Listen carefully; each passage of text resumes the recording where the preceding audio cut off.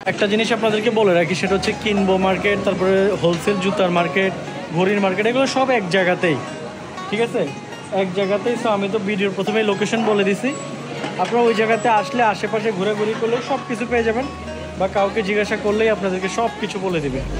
So tension নেওয়ার কিছু নাই, চায়নাতে আসলে যারা ট্যুরিস্টে ঘুরতে আসবেন তারা এই জায়গাগুলোতে আসবেন। ওকে, তো আমরা একটা ছোট লাগেজ নিয়ে নিলাম, এটা হচ্ছে আপনার কেবিন লাগেজ।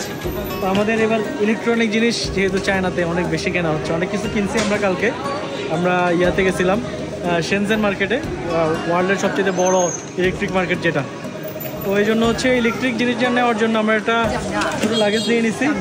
তো এটা পড়তে হচ্ছে আপনার 200 RMB, 200 RMB বাংলা টাকা হিসাব করলে হচ্ছে আপনার 3500 প্লাস আর কি, আপনার হয়তো 3600-3700 টাকা। তো যে লাগেজটা মোটামুটি মজবুতই আছে, আর চায়নাতে মোটামুটি লাগেজ সস্তা, তো এর চেয়ে তো কমে পাবেন।